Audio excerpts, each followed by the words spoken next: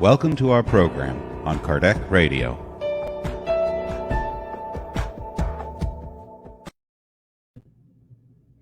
Hello, dear friends, and welcome to Miracles According to Spiritism. It appears that we have some technical issues. Somehow our screen is snagging, but we will be continuing, just assuming that somehow it will catch up.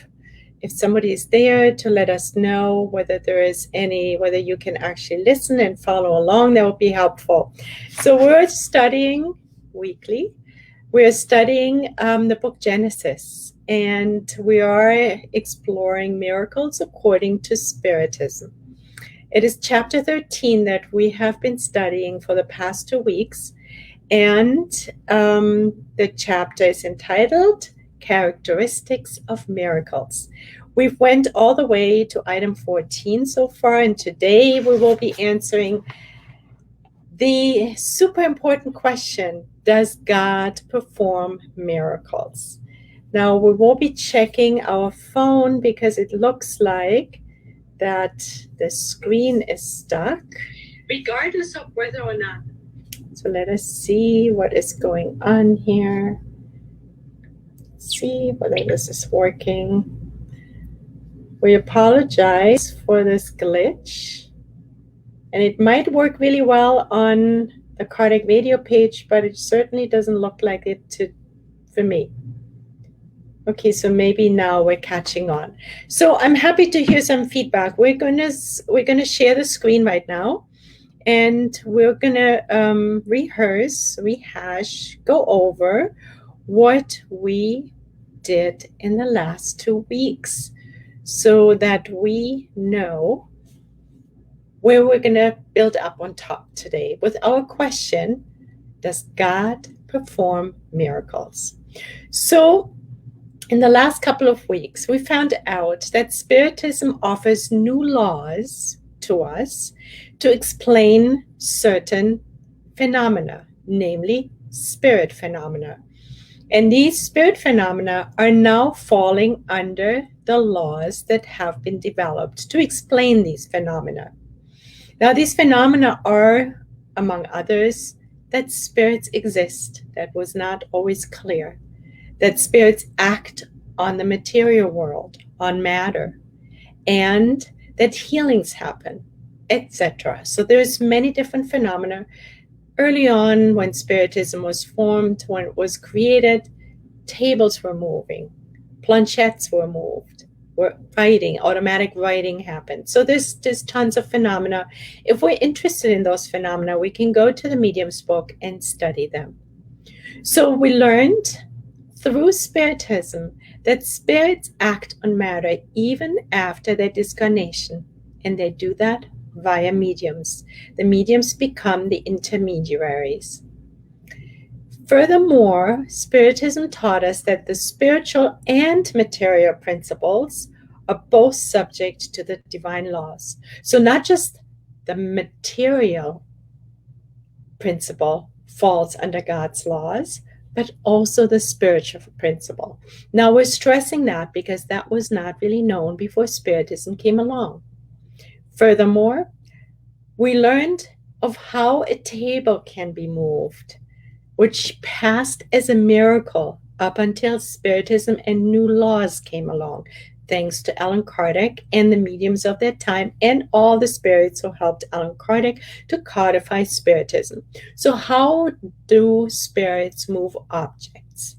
Well, they're using their willpower.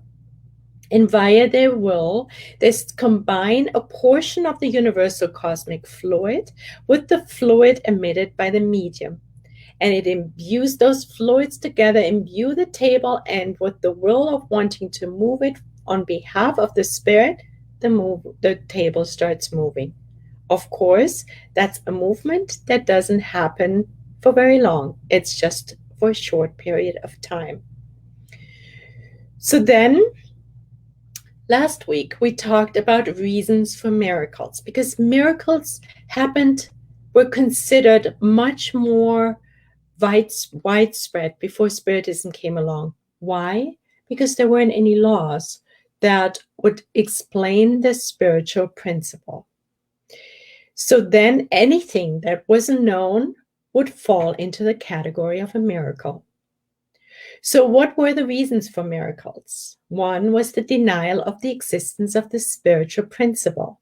Now we're reminded that there's laws now for the spiritual and the material principle that fall under God. They fall under God's laws. The second reason, main reason, was that the spirit phenomena are part of nature. But before that was known and the laws were developed, thanks to Spiritism and Allan Kardec, these phenomena couldn't be measured through material means. But now they can.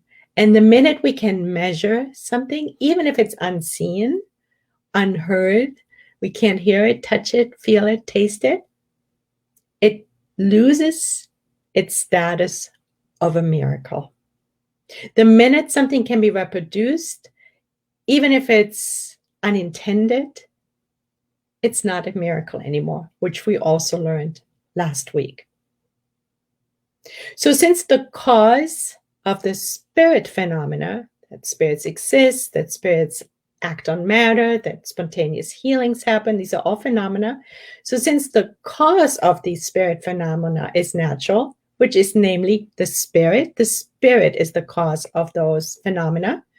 Spirit is natural, it then logically follows that the effect, namely the phenomena, are also natural, and they fall under God's laws, law of nature. All of a sudden, miracles do not exist anymore. Since the phenomena are natural, and the mediums as intermediaries, consequently do not perform miracles, because it all falls under God's laws. There's new laws now, thanks to Spiritism, that explain it all. Every step, the mechanisms can be followed. So instantaneous healings, which are the effects of spirit actions, are not miraculous consequently. It is just simply that the fluidic agents are now acting as therapeutic agents, and those are the fluids. They're imbued via the willpower of the spirits with healing properties. So miracles, according to Spiritism, do not exist any longer. But now, today, we're wondering, does God perform miracles? So for a moment, yes, it seems to be working. Beautiful. So let us go to page 275 in Genesis. And we're moving on to our next slide. Before we answer the question, does God perform miracles? We want to call into our memory the attributes of God. What are the attributes of God? God is eternal. God is immutable. God is immaterial. God is unique. God is infinite, all-powerful, which means omnipotent. And God is supremely just and good. And if any of those attributes would not exist or would be called into question, then it wouldn't be God anymore. So God has all these attributes in order to be God. So what's really important is that God is immutable. So God doesn't change. God's laws don't change. God is immaterial, we know it. God is infinite and omnipotent. Only God is omnipotent. And of course, supremely just and good. So now let us go to item 15. Does God perform miracles? As for miracles per se, since nothing is impossible for God, they could, of course, be performed by God. Has this happened? Has God performed miracles? In other words, does God derogate from the laws that God has established? Would God derogate from his or her own laws? Good question. It is not up to humans to prejudge the acts of the divinity and to subject these acts to the weakness of their own understanding. So it's not up to us to judge, to prejudge, and squeeze pretty much God into our own understanding.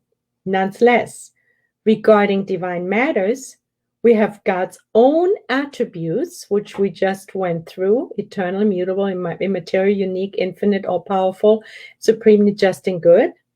So regarding divine matters, we have God's own attributes as the criteria for our judgment of whether God would be performing miracles or not.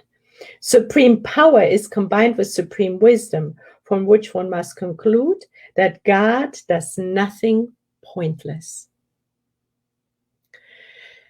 So God never does anything pointlessly. And God's attributes are our criteria for our judgment regarding divine matters. So now, as we're further exploring the question, does God perform miracles? Let us use as a base and keep the attributes of God in our consciousness, in our minds, because then we can see whether God actually performs miracles or not. Is it logic that she would? Why then would God perform miracles?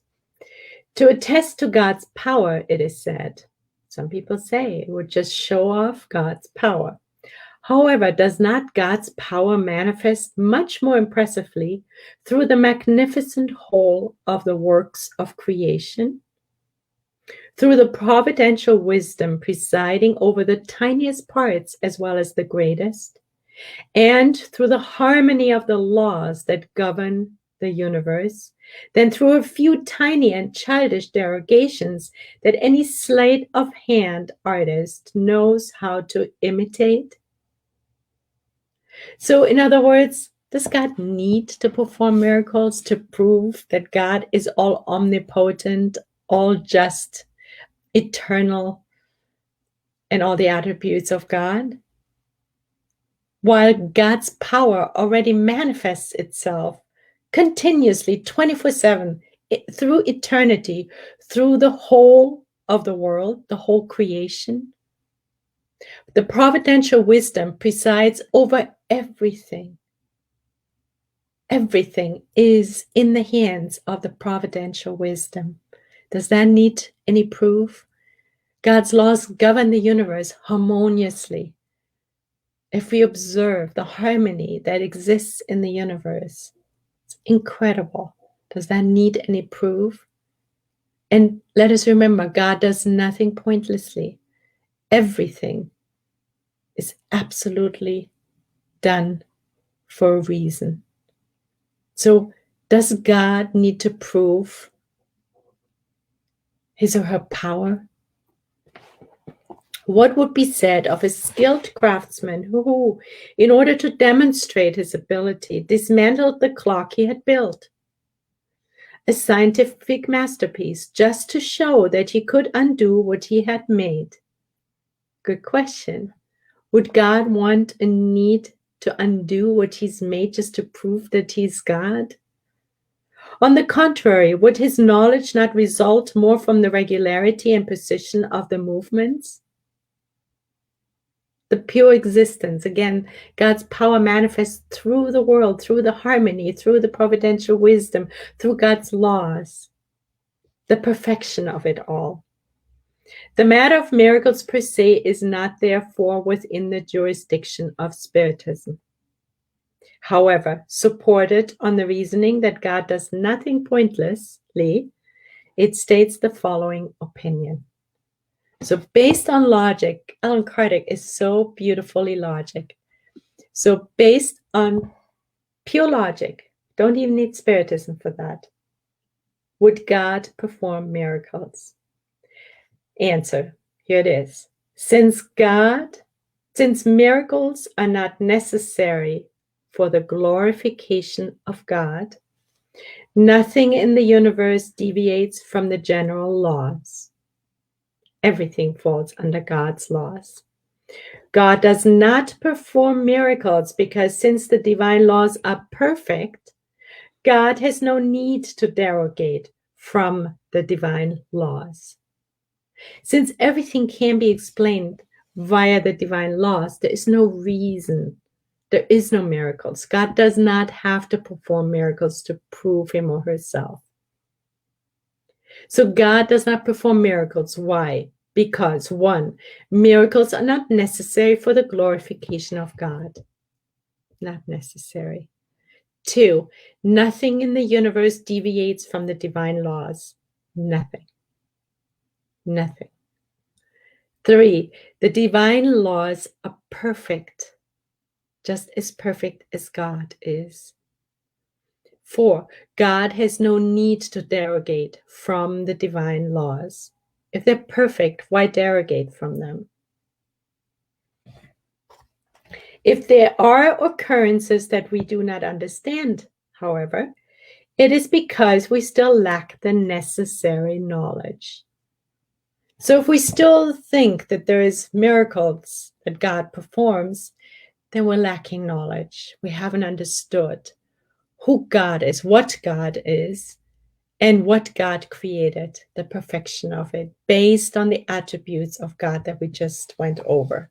So the occurrences that we might call miracles only exist because we are lacking knowledge, because we're still currently ignorant. That feels good, doesn't it? So now we know the answer. Does God perform miracles? No, God does not perform miracles. It's all governed by the universal perfection, by the perfection of the universe and the perfect universal laws, God's laws. So now we're moving on to item 16. Let me see, since I can't see it here on the computer, whether anyone has any questions. I see Tony and Estela da Costa. Hello, dear friends. Thank you for joining. And okay, is the image better now? It says it's very slow. I hope it has improved. I would love to hear.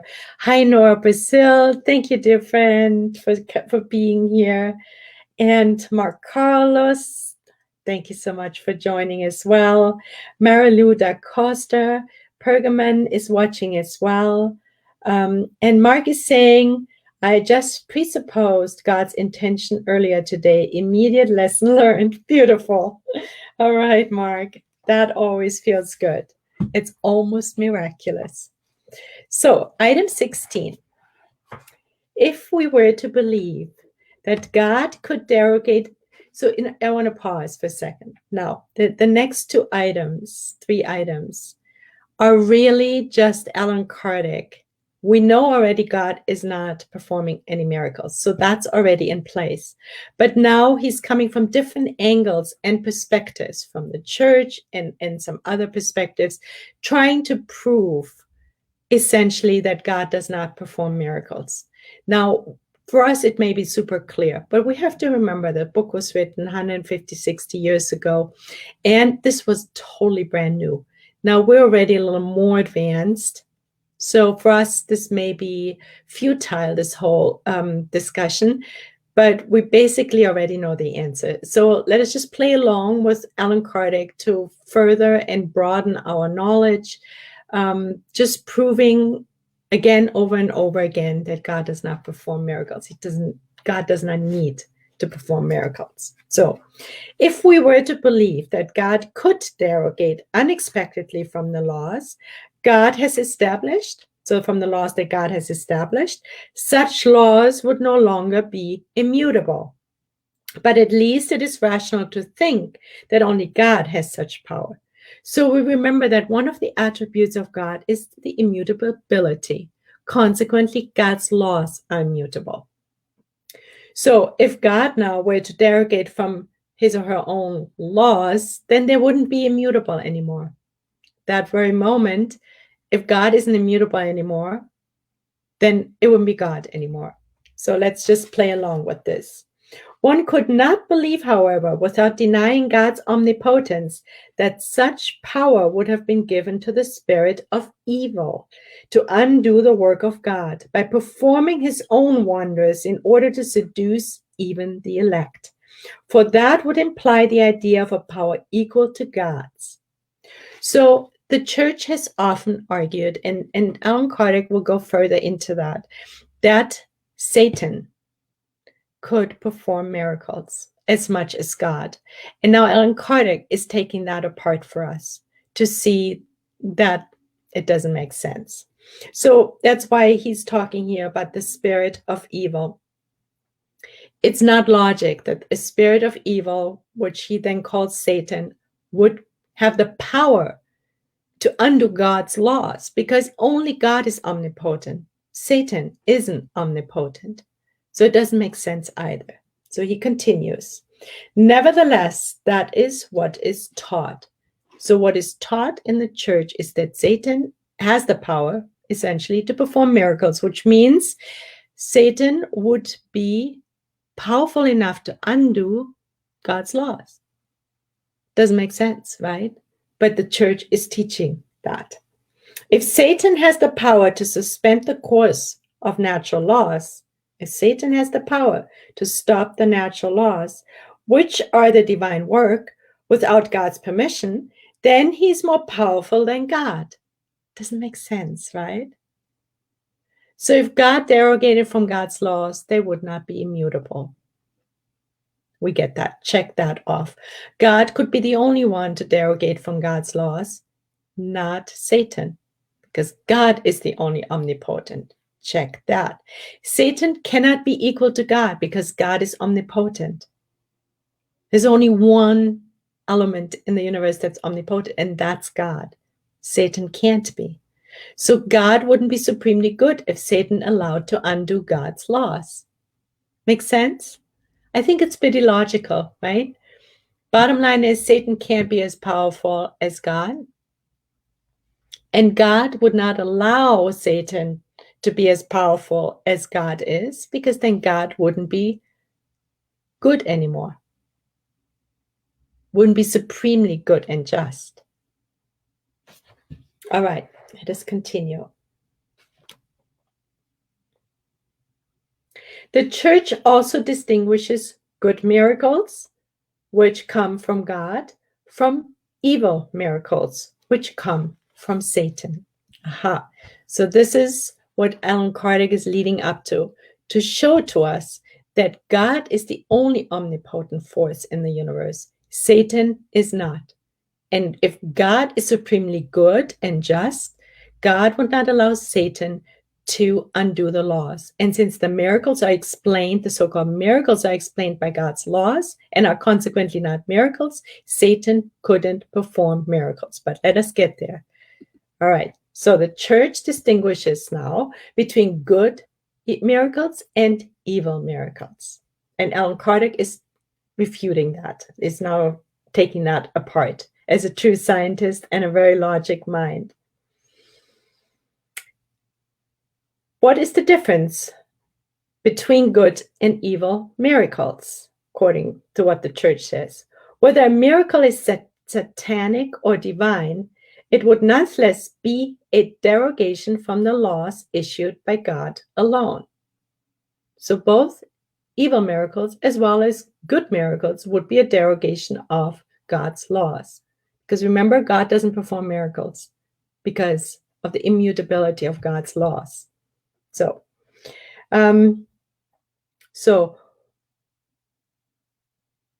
where are we?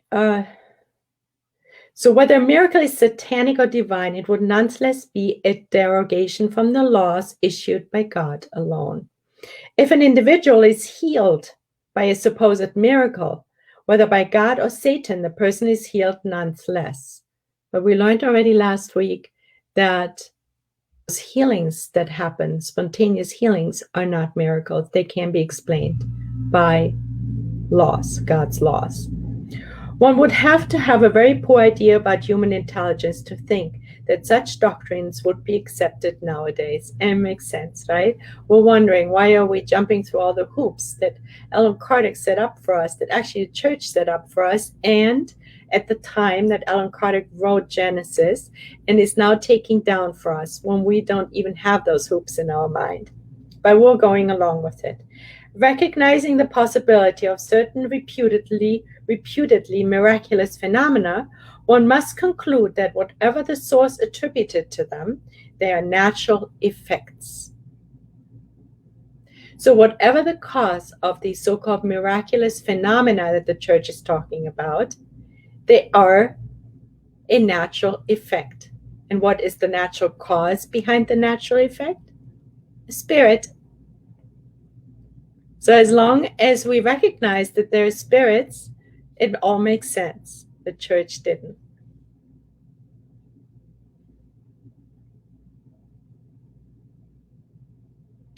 Recognizing the possibility of certain reputedly miraculous phenomena, one must conclude that whatever the source attributed to them, they're natural effects, which, like everything else, both spirits and incarnates may use for either good or for evil, depending on their goodness or perversity.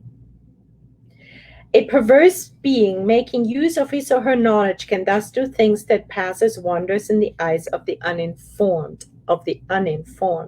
However, when such effects result in something good, it would be logical to attribute them to a diabolical origin. So in other words, it doesn't make sense that if somebody gets healed, it is being called a miracle by Satan. As a matter of fact, it doesn't even make sense to call it a miracle by God, because God does not perform miracles. So we can scratch that whole idea that Satan is as powerful as God, that Satan would then be able to have the power to derogate from God's laws and perform miracles. Because only at the moment that anyone derogates from God's laws, which nobody can, would there be a miracle.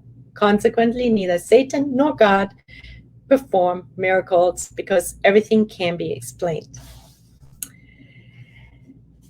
So, religion founded on phenomena that are neither explained nor explainable, only unexplained, not explainable. We're getting there. But it is said religion is founded on phenomena that are neither explained nor explainable.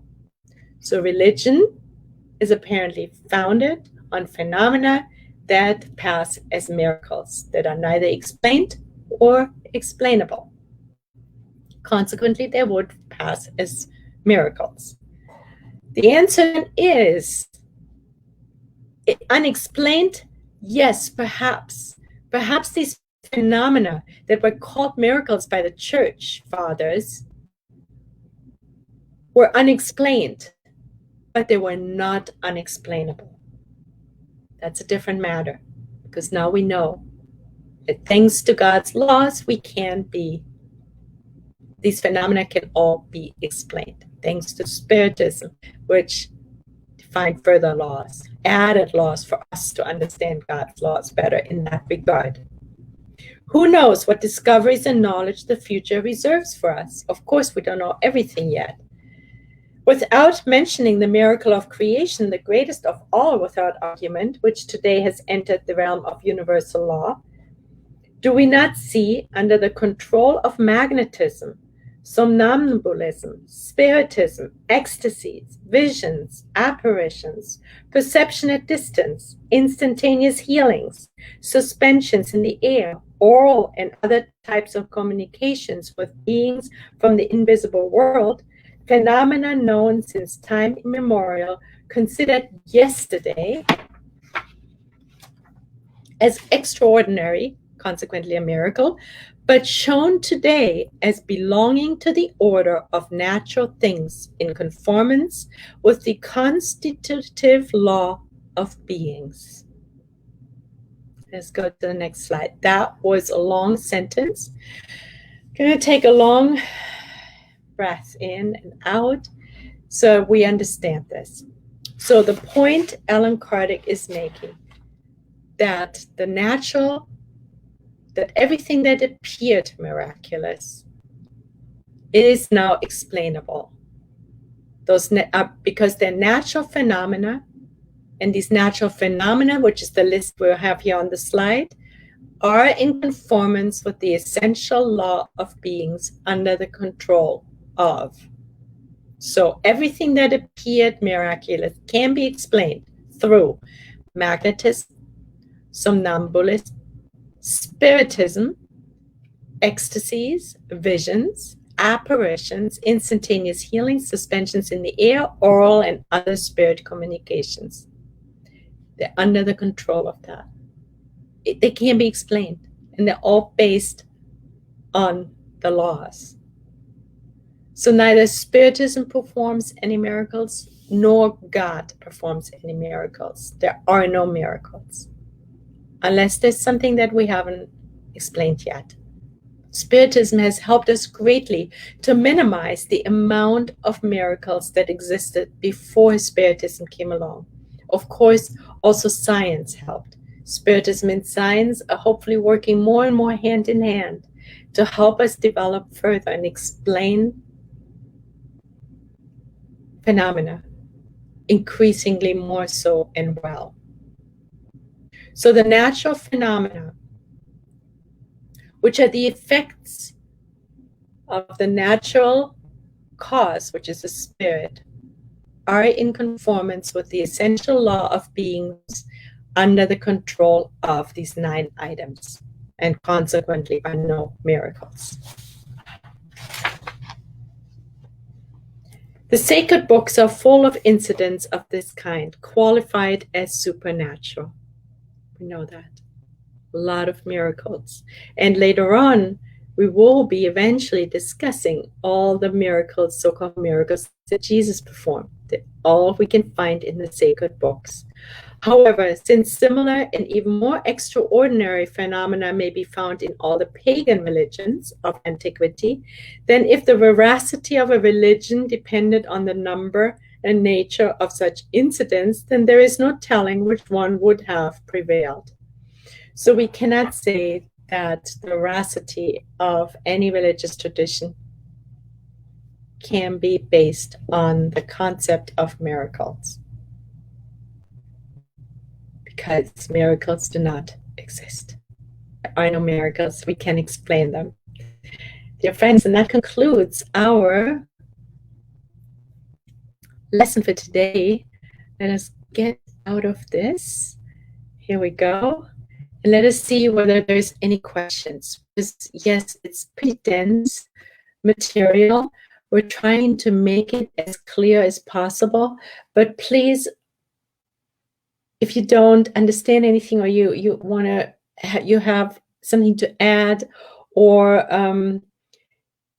correction, or whatever it may be, please, let's make it interactive. It's more fun that way, and we know that we're all partaking in this process of understanding the miracles. But the bottom line today is God does not perform miracles. Wow, now we've learned something very important. And next week, we will be looking at the supernatural and religions. Alan Kardec is still working on taking down the ideas that religion brought to the peoples of the world. So, dear friends, in closing, we invite you to close your eyes for a moment and let us pray in gratitude to God, the first cause of all things, God who is the supreme intelligence, God who is supremely just and good, God's mercy and justice is perfect. Thank you, God, for allowing us to be on planet Earth at this time of planet Earth's development. We are so grateful to Allan Kardec and consequently Spiritism to be able to understand what miracles really are, to take the miraculous out of miracles, of understanding the laws that spirit phenomena are based on. It is immortal wisdom that we are learning. It won't ever be taken away from us, expanding our scope of understanding understanding of not only the mechanisms behind the so-called miracles, i.e. spirit phenomena, but also understanding God better, understanding the history of churches better, understanding our own experiences around potential miracles better. Perhaps we have been healed and didn't understand how that came about. So now we are wiser. And as we grow in wisdom, we're hoping that we will also use the wisdom to serve our brothers and sisters always. And with this and so much gratitude to God, to Jesus, to Allan Kardec, to the spirits of the time of Allan Kardec's time and the mediums who are working diligently in helping us to understand how this universe is put together and works more than ever. We humbly ask for permission to close tonight's study session, and so be it. We're excited to be back, so God willing, next week to continue our exploration around miracles. Thank you so much for joining, dear friends. God bless you, and we'll see you soon. Much love.